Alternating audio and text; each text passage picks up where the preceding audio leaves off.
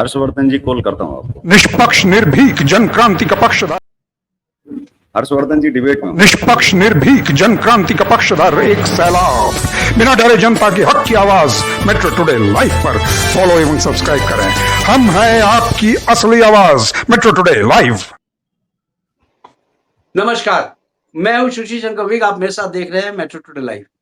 Metro today live में आज हमारे साथ जो आए हुए हैं पैनल पे, उनका मैं संक्षिप्त वर्णन करा दूं, आपको मिलवा दूं। जो हमारे साथ इस समय आए हुए हैं वो हैं राजेश अग्निहोत्री जी। राजेश अग्निहोत्री जी कथावाचक हैं और राजेश अग्निहोत्री जी जुड़ते हैं वृंदावन से। राजेश अग्निहोत्री जी, आपका बहुत बहुत स्वागत है मेट्रो टुडे लाइव में। आपका बहुत बहुत आभार। राधे कृष्णा। और दूसरे हमारे साथ जुड़े हुए हैं दंडी स्वामी जी ब्रह्मदत्तपुरी जी, जो है ये प्रयागराज से जुड़ते हैं, संत महंत प्रकोष्ठ के महाअध्यक्ष हैं और गौ गीता गंगा रक्षा मंच के संस्थापक भी हैं और देखरेख भी यही करते हैं। ब्रह्मदत्तपुरी जी, आपका बहुत बहुत स्वागत है मेट्रो टुडे लाइव में। और हमारे साथ जुड़े हुए हैं डॉक्टर केशव पंडित। डॉक्टर केशव पंडित सीईओ हैं एटीवी चैनल के और वरिष्ठ पत्रकार हैं। डॉक्टर केशव बहुत सुलझे हुए और बहुत ही सटीक और बहुत ज्यादा विद्वान हैं। तो डॉक्टर केशव पंडित, आपका बहुत बहुत स्वागत है मेट्रो टुडे लाइव में। और आज मैं चाहूंगा जो बहुत ज्यादा सनातन धर्म पे लोगों के कटाक्ष हो रहे हैं, सनातन धर्म को उठाने के लिए बहुत लोग कोशिश कर रहे हैं, संत महंत लोग कोशिश कर रहे हैं, लेकिन इसको गिराने के लिए भी दूसरी पीढ़ी जो है, यानी कि कुछ लोग हैं, इसको गिरा रहे हैं, किसी न किसी वे में इसको करते रहते हैं। तो अभी इन लोगों ने क्या निकाला है, कलावा हटाओ तिलक मिटाओ। आखिर क्यों कहते हैं ऐसा? मैं जानना चाहता हूं मिस्टर राजेश जी से। राजेश जी एक कथावाचक भी हैं, इन्होंने अपने कथा में भी मेरे ख्याल से कलावा हटाओ और तिलक लगाओ हटाओ को इसको बताया है। तो राजेश जी, आप बताएं क्या चक्कर है इसमें, सनातन धर्म के पीछे क्यों लोग पड़े हुए हैं? पहले तो सबसे पहले आपके चैनल को बहुत बहुत आभार, जो इस तरह का आप प्लेटफॉर्म दे रहे हैं और हम सबके आप के माध्यम से अन्य लोगों को विचार पहुंच रहे हैं। इसके लिए आपके चैनल का और आपको बहुत बहुत आपका आभार।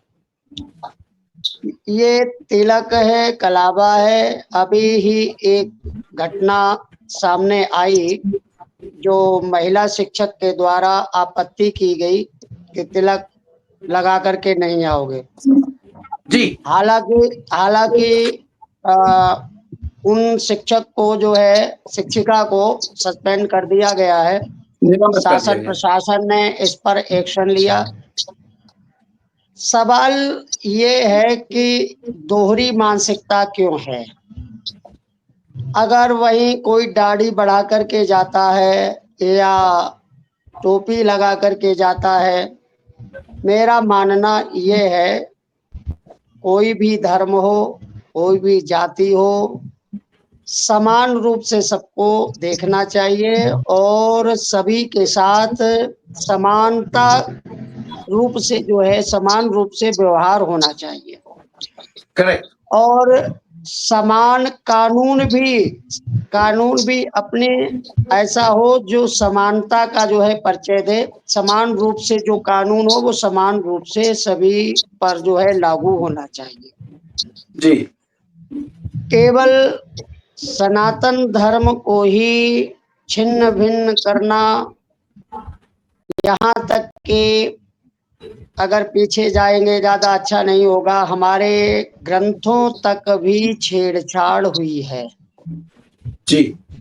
हमारे शास्त्रों के साथ, पुराणों के साथ यहाँ भी छेड़छाड़ हुई। इसमें भी अपना नया मसाला कुछ ना कुछ जो है बीच में परोस दिया गया। और पहले नैतिक शिक्षा हुआ करती थी, नैतिक शिक्षा भी हटा दिया, विषय हटा दिया, अब नहीं पढ़ाते हैं। तो नियम, मैं ये कहना चाहूँगा, नियम कोई भी हो, किसी भी धर्म के हों, किसी भी पंथ के हों, वो नियम सभी पर समान रूप से लागू होने चाहिए, भेदभाव नहीं ठीक है, होना चाहिए। ठीक है। आपके पास दोबारा आऊंगा अग्निहोत्री जी, और इस जी। समय मैं पूछना चाहता हूँ ब्रह्मदत्त जी से। ब्रह्मदत्त पुरी जी, आप ये बताएं कि ये जो अभी राजेश जी बता रहे थे, ये केस था धामोरा के राजकीय इंटर कॉलेज का, जहां पे कि एक शिक्षिका ने छात्रों को बोल दिया कि कलावा भी नहीं पहनोगे और तिलक भी नहीं लगाओगे, और आपको आना है कॉलेज में तो आप सिंपल वस्त्रों में आएंगे। कहां तक सत्य है? कॉलेज स्कूल में शिक्षक लोग जो है, शिक्षिका लोग या शिक्षक लोग डिक्टेट करते हैं। जी ब्रह्मदत्त जी। जी, बहुत बहुत धन्यवाद आपका कि आपने इस विषय पर जो है ये प्रसंग रखा है और बात उठाई है, तो बहुत अच्छी बात है, क्योंकि समस्त सनातनियों को ये संदेश भी जाएगा, प्रत्येक व्यक्ति के पास जाएगा। जी और जी जी। एक बिजनौर की बात नहीं है, बिजनौर की बात नहीं है, इस वक्त का जो मुहिम चल रही है वो पश्चिम उत्तर प्रदेश में चल रही है पूरी। धामोरा का है, बिजनौर में धामोरा एक स्टेट, वहां का है ये। जी हाँ जी जी, लगभग 10-12 जिले पड़ते हैं पश्चिम उत्तर प्रदेश, 18 जिले पड़ते हैं पश्चिम में जी। जी जी जी। तो ये पश्चिम का मामला है, और पश्चिम उत्तर प्रदेश में इस वक्त बहुत जबरदस्त अभियान चल रहा है, और भी विद्यालय में हुआ है। एक प्रेस नोएडा में, इधर अमरोहा में एक प्रेस ने क्या करा कि वो एक विद्यार्थी को कहा कि तुम कलावा नहीं पहनोगे और ये तिलक नहीं लगाओगे। तो वहां जब विश्व हिंदू परिषद के लोग सारे इकट्ठे हुए, विश्व हिंदू परिषद ने जब वहां आकर के उनके पेरेंट्स इकट्ठे हुए, जब मालूम पड़ा कि वहां भेदभाव की पढ़ाई होती है, क्या विद्यालय में भेदभाव की पढ़ाई ये अच्छी नहीं है, भारत के लिए अच्छा संदेश नहीं है, ये एक इस्लामिक संदेश है। तो इसलिए जो है इस्लामिक को बढ़ावा देने के लिए जो अगर शिक्षक किसी विशेष धर्म का प्रयास कर रहा हो, वो उसको मैं शिक्षक नहीं मानता हूँ। शिक्षक का कर्तव्य होता है कि बराबर, चाहे हिंदू हो, मुस्लिम हो, सिख हो, ईसाई हो, सबको जो है जो ऐतिहासिक पढ़ाई जो उसमें है, जो उनके कोर्स में है, जो उनके सिलेबस उसमें है, तो उसको बताना चाहिए बच्चों को। अब अलग से तुम किस धर्म के हो, तुम्हारा धर्म क्या है, तुम्हारा चिन्ह क्या है, ये चिन्ह पहचान के अगर बच्चों को वहां प्रवेश मिल रहा है, तो ये तो बड़ी शर्मनाक बात है, देश के लिए बहुत खतरनाक भी है। तो ऐसे ही आपके प्रयागराज में भी, यहाँ प्रयागराज में मदरसे में क्या निकला कि एक पुस्तक निकली, और उस पुस्तक को लिखने वाला भी पुलिस विभाग का आदमी है, और पुलिस विभाग का व्यक्ति है वो, और वो पुलिस विभाग में रहता था, लेकिन पुलिस विभाग में वो मॉमडन है, इस नाते उसने पुस्तक भी लिखा। आतंकवादी संगठन है, और वो जो है तमाम जो है भारत में आतंक फैला, मदरसों में उस पुस्तक को पढ़ाया जा रहा था। और आपको बहुत आगे बताएं कि आगे भी ऐसी बात है कि ये मुगली जो अभियान है, ये मुगलों जैसा जो संघर्ष है, ये हमको ऐसा लग रहा है कि ये संदेश देना चाहते हैं कि हम इसको भी इस्लामी बना के छोड़ेंगे, और इस्लामिक बनाने का प्रयास है। और मुगलों ने क्या करा था कि ब्राह्मणों के जनेऊ काटे, चोटियां काटी, उनके प्रतीक चिन्ह को मिटाया गया, और भारत में बहुत बड़ा अभियान चलाया था। जब आक्रमणकारी यहाँ आए थे, तो उनका एक शेड्यूल है, ये सोची समझी साजिश है, ये अनभिज्ञता नहीं है। और एक शिक्षक जो है देश का जो है, उनको कहते हैं कि ये देश के कर्णधार हैं, तो वो ऐसे कैसे होंगे? बच्चे देश का भविष्य है, उन देश के भविष्य के बच्चों के अंदर धर्म विशेष का जो है कूट कर भरा जा रहा है। तो इस तरह खतरा भी देश के लिए है। अब ये कहते हैं कि इस तरह की शिक्षा जो है भेदभाव पूर्ण जो है विद्यालय में न पढ़ाई जाए, और हो तो अपना देश का इतिहास और अपने आपको दोबारा आऊंगा मेरे पास। अब हमारे पास दो पैनलिस्ट और जुड़ चुके हैं। एक जुड़े हैं doctor mister BK Mishra ji. BK Mishra ji गौ गीता गंगा रक्षा मंच के संस्थापक हैं और जुड़े हुए हैं। बीके मिश्रा जी, आपका बहुत बहुत स्वागत है मेट्रो टुडे लाइव में। और दूसरे हमारे साथ जुड़े हुए हैं कल्याण जी जो हैं, ये मंडल अध्यक्ष हैं जयपुर से, सांगानेर से, कांग्रेस के, और एक बहुत बढ़िया कार्यकर्ता भी हैं, जो सोशल वर्कर भी हैं। कल्याण जी, आपका बहुत बहुत स्वागत है मेट्रो टुडे लाइव में। धन्यवाद सर, धन्यवाद सर। जी डॉक्टर केशव पंडित, मैं आपसे ये पूछना चाहता हूं कि अभी आपने एक ब्रह्मदत्तपुरी जी को सुना, दूसरा हमारे राजेश जी को सुना, आप इनसे सहमत हैं जो इन्होंने बोला है, या जो लाइन ये बता रहे हैं कलावा के बारे में और तिलक लगाने के बारे में, स्कूल कॉलेजेस के बारे में, तो सनातन धर्म को कहां तक किस तरह ले जाया जाए, आप इसके बारे में कुछ बताएं। जी धन्यवाद। आपने जो है ये जो विषय रखा हुआ है, देखिए उनकी बात पर सहमति या असहमति तो अलग विषय है, वो तो दर्शक तय करेंगे कि वो कितना सहमत है, लेकिन मेरे विचार थोड़े से अभिन्न है। हाँ बोलिए बोलिए। पहली बार बहुजन समाज पार्टी के द्वारा जब नारा दिया गया था तिलक तराजू और तलवार इनको मारो जूते 4, और उसके बाद जो है सतीश मिश्रा उस पार्टी में जुड़ करके उस पार्टी को जितवाते हैं और तमाम ब्राह्मण जो है जुड़ते हैं उस पार्टी में। तो मैं ये कहता हूँ कि तिलक को जब पहली बार जूता मारा गया था तो बहुत सारे ब्राह्मण मतलब चरणों में पड़े थे बहुजन समाज पार्टी की राष्ट्रीय अध्यक्षा के। तो क्या तब तिलक का अपमान नहीं हुआ था? वो किस धर्म की थी, बात ये भी देखी जानी चाहिए। तो मैं ये कह रहा हूँ कि अगर उसी समय संपूर्ण बहिष्कार कर दिया होता, ब्राह्मणों का एक अपना अलग नेटवर्क क्यों नहीं बन जाता है? ब्राह्मणों में कोई ना कोई ऐसा व्यक्ति आए, जैसे शंकराचार्य हैं तो कहने को तो ब्राह्मण है, लेकिन ब्राह्मणों की बात कभी नहीं उन्होंने की। तिलक तराजू और तलवार इनको मारो जूते 4 जैसे नारे अगर इस देश में जो पार्टी दे रही हो, उस पार्टी के खिलाफ कभी भी उन्होंने उसका बहिष्कार नहीं किया, कभी उन्होंने एक शब्द नहीं बोला। इसके बाद में अब आते हैं कि तिलक की ही अगर बातचीत की जाए तो तिलक को लेकर के केवल स्कूल और कॉलेज ही क्यों, हम बाहर भी तो इस पर जो है डिस्कस कर सकते हैं, इस पर हम बाहर भी तो बातचीत कर सकते हैं। और जब हम धर्म देखते हैं, जैसे एक पुलिस वाले का उदाहरण जैसा स्वामी जी ने दिया कि उन्होंने एक पुस्तक लिखी, तो मैं ये कह रहा हूं कि उसी धर्म के नियाज खान सर भी हैं। नियाज खान सर वही हैं जो IAS हैं मध्य प्रदेश के, और नियाज खान सर ने अब तक ब्राह्मणों के ऊपर 7 पुस्तकें लिखी हैं। उनकी एक बहुत ही अच्छी पुस्तक है जिसको उन्होंने लिखा है ब्राह्मण द ग्रेट, ब्राह्मण महान क्यों है, शिखा चोटी तिलक पर नियाज खान सर लिखते हैं कि उन्होंने इतना विस्तार से वर्णन किया है कि शायद ही कोई हिंदू परंपरा का व्यक्ति या कोई हिंदू व्यक्ति शायद इतना बेहतर जो है लिख पाता, इतना अध्ययन जो है उन्होंने किया ब्राह्मणों के ऊपर। तो नियाज खान सर वही पुस्तक है ब्राह्मण द ग्रेट, और वो भी एक IAS। इस देश के अंदर उनका बहुत विरोध होता है, वही ब्राह्मण परंपरा को बहुत सारे IAS नकारते हैं, चाहे वो दिव्य कीर्ति हो या बहुत सारे लोग हों जो ब्राह्मणों को इस समाज में कलंकित मानते हैं, बहुत सारी चीजें बातें करते हैं। लेकिन वही नियाज खान सर लिखते हैं कि नहीं, ब्राह्मण तो क्रीम है इस समाज के, ब्राह्मण न होता तो इतिहास ही नहीं होता, इस देश का भूगोल ही दूसरा होता, और इस देश में जितनी भी बची है संस्कृति वो सिर्फ ब्राह्मणों के कारण बची है। इस देश में एजुकेशन से लेकर के हर चीज जो है ब्राह्मणों के कारण बची है। तो तिलक पर और वो ब्राह्मणों पर बहुत बेहतर लिखते हैं। मैं ये कहता हूँ कि जब बात धर्म की और चीजों की आई तो शुरुआत किसने की? शुरुआत तो आज भी जो है तिलक का सबसे ज्यादा अपमान तो हिंदू धर्म के लोग करते हैं और सबसे ज्यादा लोग ब्राह्मण करते हैं। आज भी अगर बहुजन समाज पार्टी से माफी मंगवाने के लिए कभी किसी ब्राह्मण ने प्रेशर नहीं किया, कभी नहीं डाला और चले गए उनके चरण छूने, तो आज भी चरण वंदन कर रहे हैं, तो ऐसे ब्राह्मणों को क्या आप कहेंगे? मैं कह रहा हूँ कि ठीक है, मुस्लिम जो कह रहे हैं उनकी कट्टरपंथी हो सकते हैं वो, लेकिन ब्राह्मणों के अंदर भी तो अपना सम्मान बचाने के लिए उनके अंदर जरा सी लोक लाज शर्म है कुछ है क्या? नहीं है। और आज भी लगातार जुड़ रहे हैं, पैरों में पड़े हैं, चरण वंदन कर रहे हैं।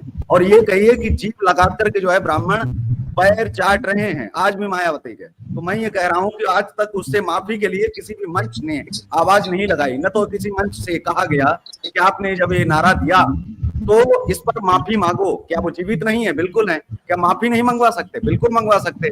एक प्रधानाध्यापिका को मैं कहता हूँ सस्पेंड कर दिया, लेकिन समाज में जिसके करोड़ों फॉलोअर हैं ऐसे व्यक्ति से अगर माफी मंगवाई जाती तो शायद कोई ऐसी हिमाकत ही करता।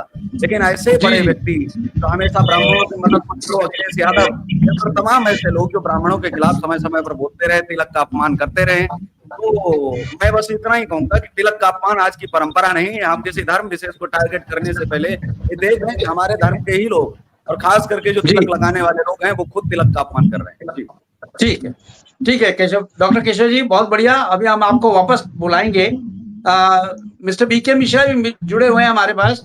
मिस्टर बीके मिश्रा जी, आप बताएं, जो केशव जी ने अभी बोला है उससे आप सहमत है क्या?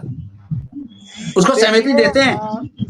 विषय बहुत अच्छा रखा है आपने जी। और जैसा कि केशव जी ने कहा भी कि ये जो तिलक और जनेऊ की जो परंपरा है वो आज से नहीं है, जब से जी। सनातन का जन्म हुआ है, अनंत काल से, तब से विधर्मियों का एक ही टारगेट रहा है कि जो है ये अपना वक्षस्थल के ऊपर का जो हिस्सा है, मस्तक यानी ब्राह्मण, जी। जिसके ऊपर तिलक मस्तक पे ही क्यों लगाया जाता है। खैर, अगर इन विषयों पर हम जाएंगे तो बहुत लंबा हो जाएगा। लंबा हो संस्कृतता जाएगा, का परिचय बिल्कुल सही। देते हुए मैं ये बताना चाहता हूँ, देखिए आज जी जी जी। हमारे नॉलेज में भी कई ऐसे विद्यालय हैं जहाँ पे क्रिश्चियन टीचर के द्वारा मंदिर है विद्यालय में, उस पे पर्दा डलवा दिया गया है। लड़के जी और लड़कियां जो वहाँ पढ़ने आते हैं उनके तिलक मिटाए गए हैं, कलावे कटाए गए हैं। तो हम लोग क्या करते हैं, समय समय पे आकर के कहीं डिबेट पे या कहीं धरना प्रदर्शन के माध्यम से या पत्र व्यवहार के माध्यम से सरकार पर जी सवाल ये उठाते हैं कि ये होना चाहिए, वो होना चाहिए। मूल में हम लोग क्यों नहीं जा रहे हैं? हमारा करेक्ट। संविधान सभी को धार्मिक स्वतंत्रता का पूर्ण जो है इसकी स्वतंत्रता देता है, लेकिन हम लोग ये क्यों नहीं कहते कि अनुच्छेद 30 से हटाया जाए संविधान से। संविधान में जब संशोधन हो ही रहा है तो अभी पूर्व में सीआरपीसी, आईपीसी और एविडेंस हटाए गए, तो क्या एक संशोधन ये नहीं हो सकता है कि अनुच्छेद 30 से भी हटा दिया जाए? भाई, हम लोगों को कितना धार्मिक ग्रंथ पढ़ाए जाते हैं। हमारे अगर गुरुकुल जो भी बचे हुए हैं 10, 5, 20%, अगर वो ना हो, कथावाचक ना हो, धर्म संप्रदाय के धर्माचार्य ना हो, या हमारे खुद के दिए हुए संस्कार ना हो हमारे बच्चों को, तो कितने लोग गीता, रामायण, भागवत जैसे धार्मिक ग्रंथों के बारे में बता पाएंगे। जो जीवनोपयोगी शिक्षा हमें मिलनी चाहिए वो तो अनुच्छेद 30 ने बांध रखी है, उसको हटा देना चाहिए। और सारा खेल यहीं से शुरू होता है। जब तक हम किसी को जानेंगे नहीं, समझेंगे, तो जैसा कि केशव ने कहा कि हिंदुओं में और हिंदुओं का जो ब्राह्मण समाज के कई लोग इस चीज के विरोधी बने हुए हैं। मैं देश की राजधानी दिल्ली में 2001 में जब पहुंचा तो वहां के मंदिरों के पुजारियों की ये दशा थी कि चोटी तो बहुत दूर की बात, तिलक तक नहीं लगाते थे। लेकिन आज मुझे गर्व है कि 25 साल बिताने के बाद, 21 साल बिताने के बाद, हर गली में गैर ब्राह्मण भी चोटी रखते हैं, तिलक लगाते हैं। तो जो प्रतिपालय वही नरेशु और जहां बसौता सुंदर देशु। डिपेंड करता है कि हम कैसा आचरण करते हैं, हमारे आवरण में कौन व्याप्त हो रहा है। देखो, हम बदलेंगे तो जग बदलेगा, हम सुधरेंगे तो जग सुधरेगा। और कुछ राजनीतिक पार्टियों की भी चर्चा हुई कि तिलक तराजू और तलवार, ये पुराना नारा लगाया पार्टियों ने, तो उस पे मैं नहीं कहना चाहूँगा। हमें अपने समाज को, हम अपने जैसे 4-5 लोग बना लें और उसकी एक चैन बना लें, तो हमें किसी की जरूरत नहीं है। और खास करके सरकारों को कान में तेल डाले हुए नहीं रहना चाहिए, सरकारों के कान भनकने चाहिए, सरकारों को इस पे ध्यान देना चाहिए कि विद्यालयों में जो ये हो रहा है वो बहुत ही निंदनीय है। बाकी और विद्वान लोग बैठे हैं, उनसे आप अपना मत ले लीजिए। ठीक है कल्याण जी, बोलता हूँ तो कड़वा बोलता आपने हूँ, अभी सुन लिया। कई नेताओं की पत्रुने ढीली हो जाती मेरे बोलने से। जी जी जी कल्याण जी, अभी आपने मिस्टर बीके मिश्रा जी का वक्तव्य सुना, जो उन्होंने कलावा के बारे में और भी कई चीजें बोली हैं, ब्राह्मण के बारे में कई चीजें बोली हैं। तो कल्याण जी, मैं आपका पर्सनल मत ये जानना चाहता हूं, क्या हिंदू के तिलक लगाने से, चोटी बढ़ा लेने से, जनेऊ पहन लेने से क्या एक इंसान हिंदू हो जाता है क्या? जी नमस्कार सबको, देखिए प्रणाम। सबसे बड़ी बात तो ये है कि हम डिस्कस कर रहे हैं वो एक सनातन धर्म का पार्ट है। तो ये तिलक और कलावा तब बांधा जाता है जब व्यक्ति किसी का अनुष्ठान करता है, पूजा करता है, या अन्य कोई यज्ञ या अन्य कोई पवित्र काम करता है। हमेशा तिलक लगाना और कलावा बांध कर रहना ये ठीक नहीं है, ये बल्कि सनातन धर्म के विरुद्ध है। हमारे शास्त्रों में लिखा है कि जब रात को सोते हैं तो तिलक सर पे नहीं होना चाहिए, हमारा मुंह साफ होना चाहिए, हमारा तिलक साफ होना चाहिए। संध्या के वक्त सोते हैं तो शास्त्र के अनुसार तिलक मिटा देना चाहिए, तिलक लगाकर नहीं सोते हैं। तो हम इस पे जो डिस्कस कर रहे हैं ये है कि जो भी व्यक्ति तिलक लगाए, कलावा बांधे, वो एक धार्मिक हो, एक धार्मिक प्रवृत्ति का हो और धार्मिक अनुष्ठान करता हो, तो वहां तक तो जायज है। अगर कलावा बांध के तिलक लगा के अगर कोई आदमी मटन बेचता है, चिकन बेचता है, तो धर्म के विरुद्ध है। क्योंकि सनातन धर्म में भी हर आदमी पंडित नहीं होता। और विशेष तौर से तो मैं ये कहूँगा कि जो आदमी पूजा करवाता है या जो पूजा यजमान और सामने जो पुरोहित होता है वो तिलक लगाते हैं। बाकी कलावे का राजनीति में कोई महत्व नहीं है। कलावा दिल से लगना चाहिए, तो और तिलक जो है ना वो भी मन से लगता है। आदमी की भावनाएं अगर धार्मिक से रिलेटेड हो किसी को तो बेहतर होता है। खाली तिलक लगा लेते कलावा बांध लेते या चोटी रख लेते, आदमी इनकी हो जाता है। ठीक है राजेश जी आप कुछ बोलना चाहते हैं, शायद आपने उंगली खड़ी की। हाँ बोलिए राजेश जी। नहीं, कल्याण जी बोल रहे हैं, आप बोलिए। नहीं, कल्याण जी को पूरा बोल लेने दीजिए, फिर मैं बोलूंगा। ठीक है, कोई बात नहीं। तो कल्याण जी आप बोलेंगे, काउंटर करेंगे राजेश जी। कल्याण जी बोले आप। देखिए, मैं तो यही जानता हूँ कि आज भी जब परीक्षाएं होती है, कोई भी बच्चा अगर कलावा या तिलक लगा के जाता है तो बाहर गेट पे प्रशासन वाले उसका तिलक हटा देते हैं और कलावा काट देते हैं। आज के पोजीशन में ये है कि आप IAS की या अन्य कोई UPSC की या अन्य कोई गवर्नमेंट परीक्षा देने जा रहे हैं तो तिलक और ये कलावा मिटा देना चाहिए या मिटा देते हैं। तो ये दोनों चीजें जो आदमी की आस्था से जुड़ी हुई है, इसका कहीं पे कोई इस तरह का नहीं है कि राजनीतिक रिलेटेड हो या राजनीतिक में लाया जाए या राजनीति से संबंधित काम हो। ये काम धार्मिक काम है और हमारे सनातन धर्म से जुड़ा हुआ है। बेसिकली ये तभी किया जाता है जब आदमी साफ हो, स्वच्छ हो, नहाया धोया हो या अनुष्ठान कर रहा हो, पूजा कर रहा हो या अन्य कोई यज्ञ करवा रहा हो या मंदिर में पूजा कर रहा हो, वहां तक ही ये तिलक और कलावा उचित है। बाद में बहुत सारा मोटा सारा कलावा बांध के मुंह में गुटखा दबा के दारू पी के रोड पे पड़े रहते हैं, वो सनातन धर्म का अपमान है, वो नहीं करना चाहिए। और वो जो करते हैं वो सनातन धर्म को बदनाम करते हैं। इसीलिए हमारा सनातन धर्म धीरे धीरे करके भ्रष्ट होता जा रहा है। क्योंकि जितने भी बदमाश हैं, जितने भी गुंडे हैं, रोज जाते नहीं, रोज पूजा करते नहीं, मंदिर जाते नहीं, वो बड़ा सारा काला तिलक लगाएंगे, काला कलावा बांधेंगे, काले कपड़े पहनेंगे या फिर लाल वस्त्र पहनेंगे, तो एक डरावनी सी छवि बना लेते हैं और वो एक धर्म से दूर करती है, धर्म को भ्रष्ट करती है। तो हमारे को इस तरह का कानून या इस तरह का काम होना चाहिए जिससे हमारा कलावा और हमारे तिलक की भी मान मर्यादा रहे और हमारे सनातन धर्म की भी मान मर्यादा रहे। खाली कलावा बांधने से, तिलक लगाने से, चोटी कर लेने से हिंदू सनातन धर्म की मान मर्यादा नहीं रखती। उसकी कुछ लिमिटेशन है, वैज्ञानिक फैक्ट से जुड़े हैं सब चीज से, और दायरे से बाहर जाएंगे फैक्ट से जुड़े। अभी मैं वैज्ञानिक तरीका बताता हूँ आपको। ब्रह्मदेव जी एक मिनट। जी जी जी जी जी राजेश जी बोले आप। देखो, पहली बात तो हमारी इच्छा शक्ति दृढ़ होनी चाहिए। अभी 15 दिन पहले की बात है, वृंदावन में मैं अपने मित्र ब्रजेंद्र कौशिक जी के यहाँ गया था, जो कथावाचक हैं। तो उनसे चर्चा हुई, उनका पुत्र जयपुर में ही पढ़ रहा है। तो जिस समय वो एडमिशन दिलाने गए, वहाँ यूनिवर्सिटी में जो भी प्रशासन था, पहले ये चर्चा की कि हमारा बेटा चोटी रखाए हुए है, नित्य प्रतिदिन पूजा करने वाला है और तिलक लगा करके ही यहाँ यूनिवर्सिटी में आएगा। यदि आपको तिलक पर, कलावे पर, चोटी पर यदि आपत्ति न हो, तभी मेरा बेटा यहाँ, मैं अपने बेटे का एडमिशन दिलाऊंगा, अन्यथा मैं दूसरी यूनिवर्सिटी लेके जाऊंगा। जी मेरी आवाज आ रही है ना? जी बोले।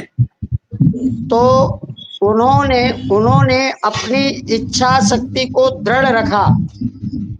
उन्होंने ये समझौता नहीं किया कि नहीं, मुझे इस यूनिवर्सिटी में ही पढ़ाना है, भले कलावा और तिलक हटाना पड़े। उन्होंने अपनी शर्त, यूनिवर्सिटी की शर्त न मान करके अपनी शर्त रखी उनकी शर्त को एक्सेप्ट किया गया। आज वो लड़का जो है उनका वहीं जयपुर में पढ़ रहा है, पहली बात। दूसरी चीज मैं कहना चाहूंगा, केशव जी ने जो बात कही वो बात काफी हद तक सही कही है, सही कही है। जो उन्होंने ये कहा, ये तिलक तराजू और तलवार, इनमें जो तो मायावती के समय में ये वो दिया गया था नारा, मैं इस बात को दुर्भाग्यपूर्ण कहूंगा कि ये ब्राह्मणों की कमी रही। जो उन्होंने केशव जी ने जो बात कही है ना, अगर उस समय ब्राह्मण एकत्र होकर के एकता का परिचय दिखाते हुए, क्योंकि मालूम थी, नारा जरूर दिया, लेकिन मायावती ने पॉलिटिक्स में अपना हस्त्र होते हुए भी देखा, इस कारण से उनका हस्त्र भी हुआ। नेक्स्ट टाइम में अगली बार उन्होंने ब्राह्मणों को ही सबसे ज्यादा टिकट वितरित की, परंतु उस समय ब्राह्मण को अगर सावधान हो जाते कि आपने एक बार मेरा अपमान किया, जब तक इस पर क्षमा याचना नहीं करते हैं, अपनी गलती को एक्सेप्ट नहीं करते हो, तब तक हम लोग तुम्हारे साथ में शामिल नहीं होंगे। दूसरी बात, मैं इसके साथ में एक बात और जोड़ना चाहूंगा कि जो पॉलिटिशियन होते हैं, पॉलिटिशियन भी एक वो होते हैं, छोटे छोटे धरातल पर कार्यकर्ता होते कर, लेकिन जो नेता लोग होते हैं, मैं उनका कोई जाति मानता ही नहीं हूँ। जो बड़े स्तर के जो नेता होते हैं, विधायक हैं या सांसद हैं, मैं उनको जिस तरह से आतंकवादी कोई धर्म नहीं होता है, इसी तरह मेरा अपना मानना है, और मैं उनकी भी कोई जाति नहीं समझता हूँ। वो इस विषय पर ना ज्यादा तूल देते हैं, ना इसको ज्यादा महत्व देते हैं। अच्छा, रही बात तिलक और तिलक लगाते क्यों है, इसके लिए मैं आपको कहना चाहूँगा, कुछ अधिकतर इस बात को जानते नहीं है। हमारे शरीर में ही पूरा ब्रह्मांड है। बड़े बड़े जो महर्षि पहले हुआ करते थे, वो ज्यादा अधिक नहीं भटकते थे, अधिक स्थानों पर एक स्थान पर ही मानसिक पूजा किया करते थे। जिस तरह से मैं आपको बताऊं, हमारे शरीर में सारी नदियां हैं, गंगा, यमुना, सरयू, गोदावरी, नर्मदा, ताप्ती, कावेरी, पंच सरोवर हैं, सप्त सिंधु हैं। और शरीर में जो नासिका है, इड़ा, पिंगला, सुषुम्ना च, ये गंगा जी हैं, यही यमुना जी हैं, बीच में सरस्वती हैं, तीनों का निवास यहाँ प्रयाग, इस स्थान पर प्रयाग है।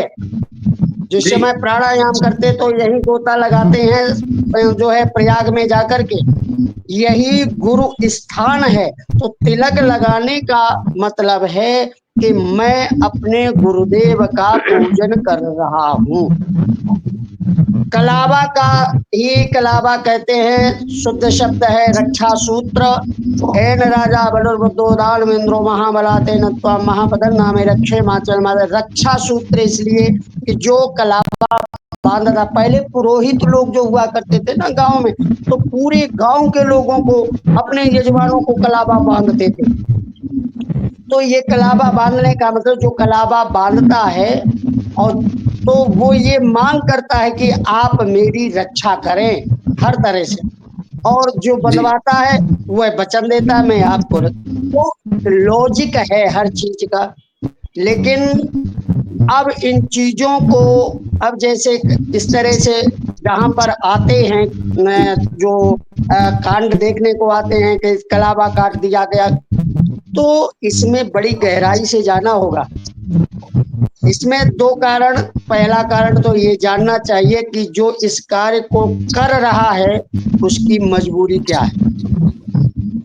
दूसरी चीज ये देखनी पड़ेगी कि उसके पीछे कौन है। कभी कभी होता क्या है, हम पर्दे पे जो दिखता है वो तो हमें दिखता है, सामने पर्दा होता है वो तो दिखता है, लेकिन वो जो बैक साइड से जो फोकस आता है, वो फोकस पीछे से कहाँ से आ रहा वो नहीं दिखता है। इसके पीछे वो कौन सी शक्तियां हैं, वो कौन सी पावर हैं जो फोर्स करती है, मजबूर करती हैं किसी से ऐसा करवाने के। जी जी ब्रह्मदत्त पुरी जी, आप बताएं।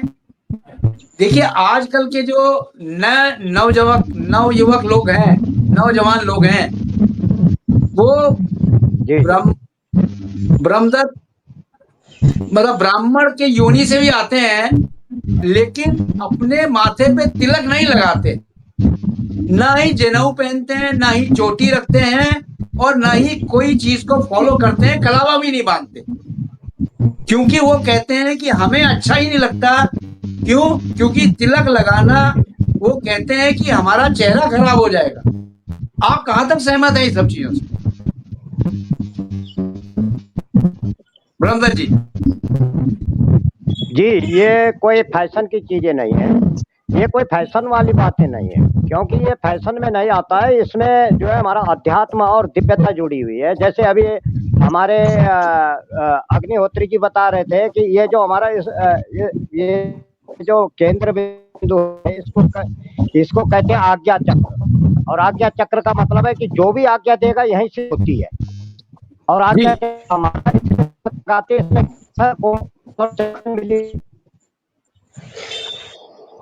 इनका तो गड़बड़ हो गया, ये आ नहीं सकते क्योंकि इनका जो नेटवर्क है वो गड़बड़ है। तो मैं अब पूछना चाहूंगा बीके मिश्रा जी से। बीके मिश्रा जी,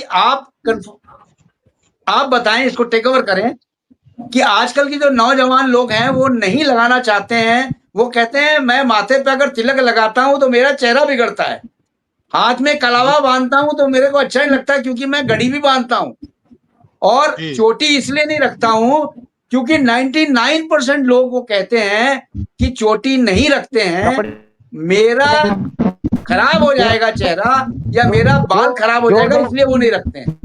जी बीके मिश्रा जी। असल में मैं अपने मूल पे जाता हूँ, मूल शब्दावली पे जाता हूँ। जैसा कि ब्रह्मदत्त पुरी जी ने कहा कि ये फैशन की चीजें नहीं है, बिल्कुल सही। और जैसा कि आचार्य श्री ने बताया कि हमारे ही शरीर में त्रिवेणी आदि समस्त नदी समस्त तीर्थों का वास है। तो इंद्री द्वार झरोखा नाना, ताता सुर बैठे कर थाना, और आवत देखें विषय बयारी, पुण्य कपाट में जय उघारी।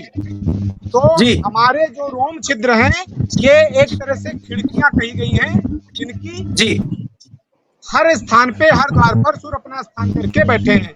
जैसे ही विषय वासनाओं बयार यानी वायु हमको स्पर्श करती है, वो वहां पे कपाट यानी वो बंद कर देते हैं, वो रोम छिद्र रुंध जाता है, बंद हो जाता है।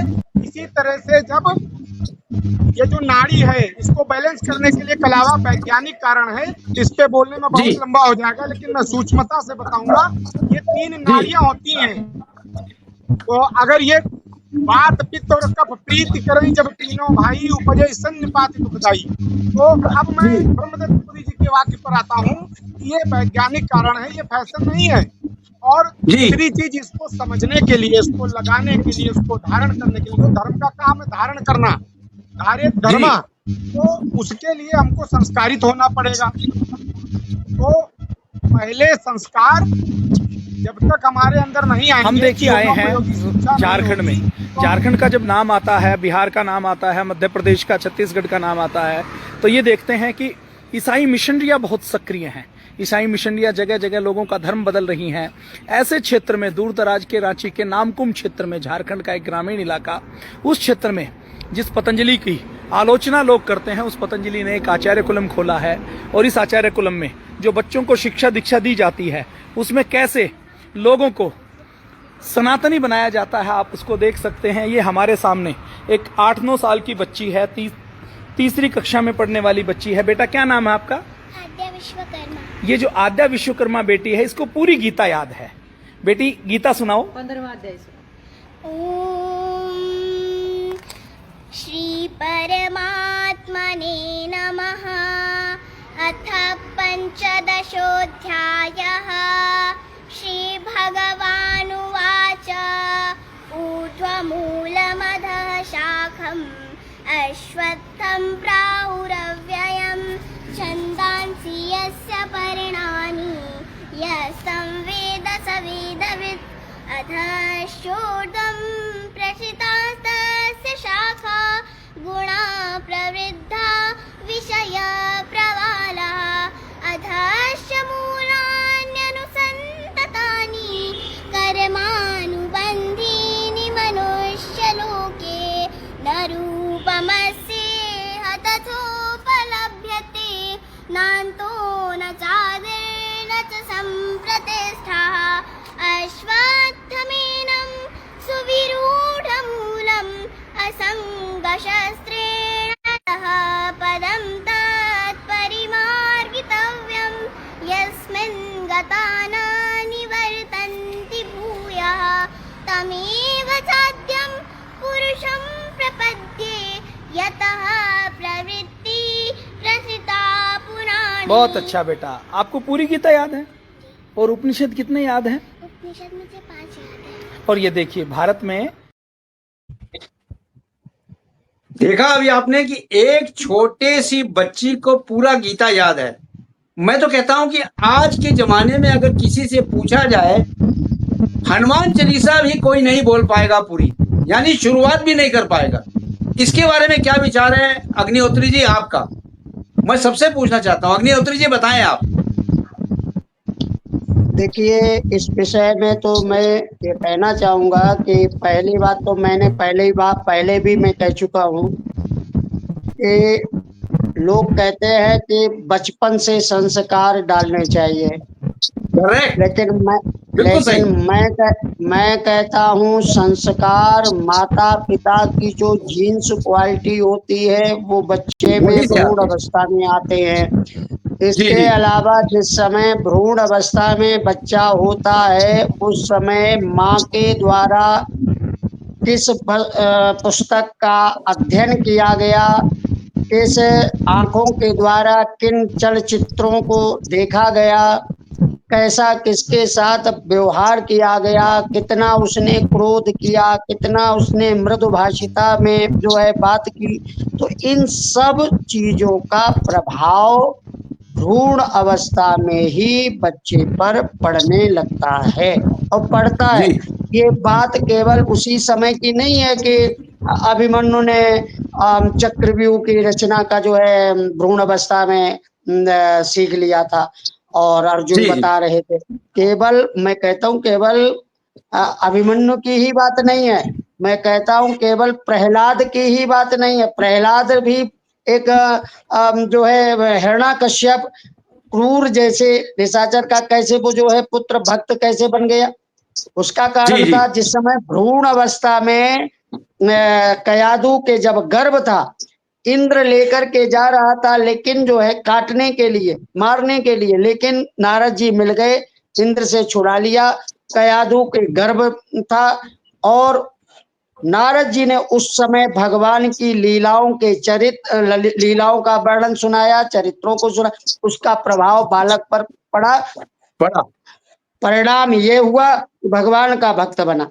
तो केवल ये बातें उसी समय तक सीमित नहीं थी, आज भी सीमित है, आज भी है, आज भी इन सब चीजों के का प्रभाव पड़ता है।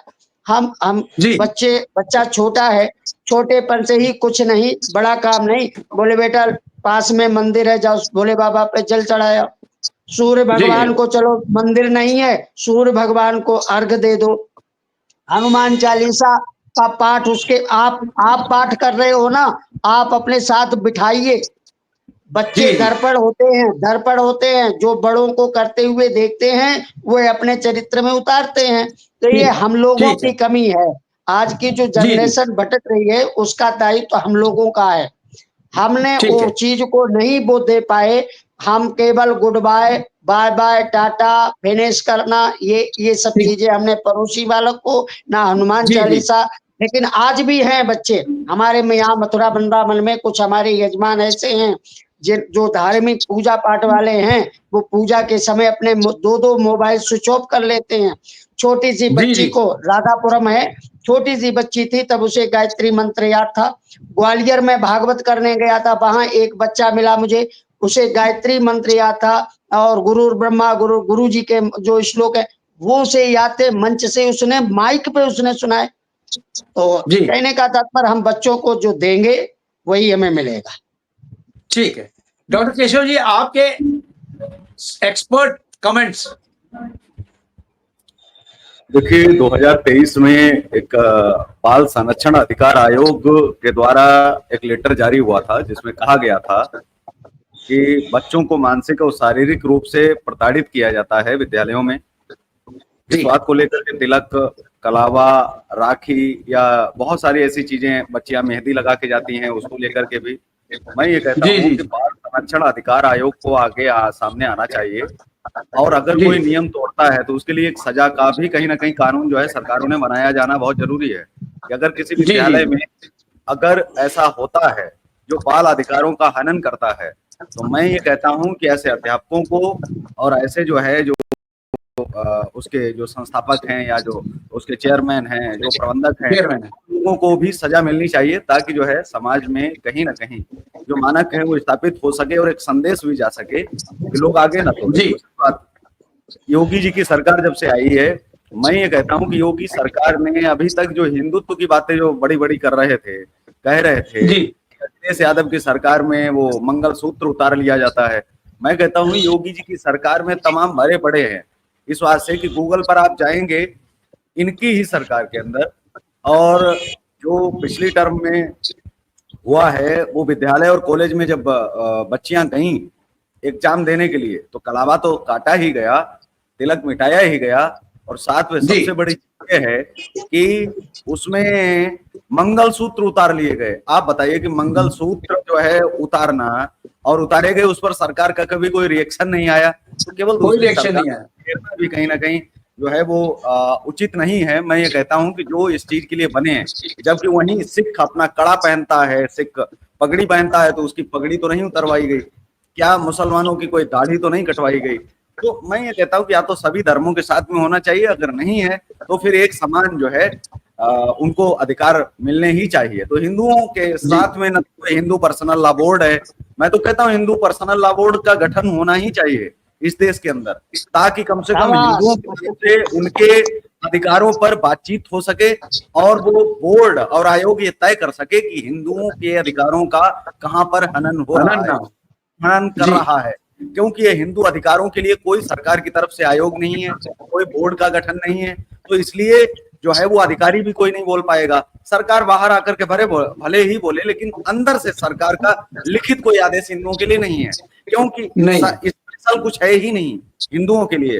हिंदुओं के लिए अगर कोई आयोग बन जाएगा तो वो हिंदुओं की हित की बात करने लगेगा, भले ही सरकार से वेतन आएंगे, लेकिन वो अधिकारी भी जो है जो काम करेंगे, जो कार्यवाही करेंगे वो लिखित रूप में होंगी। जैसे मानवाधिकार वाले हैं, महिला अधिकार के लोग हैं, बाल अधिकार के लोग हैं, तो वो है सरकारी, वो उस पक्ष में कार्यवाही कर सकते हैं। तो हिंदू हित की बात करने के लिए कोई हिंदू बोर्ड का गठन होना चाहिए, सरकार की तरफ से कमेटी तैयार होनी चाहिए।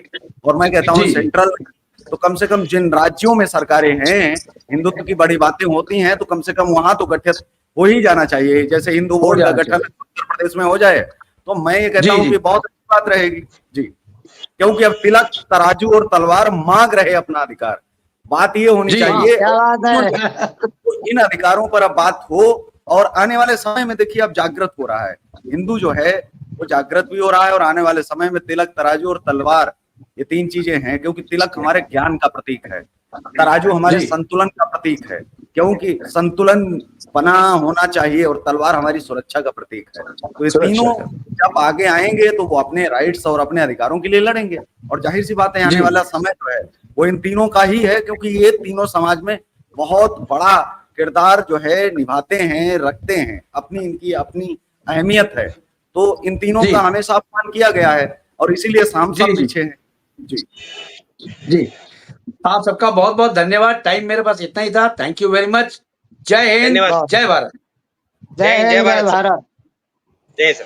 बहुत बहुत आभार आपका।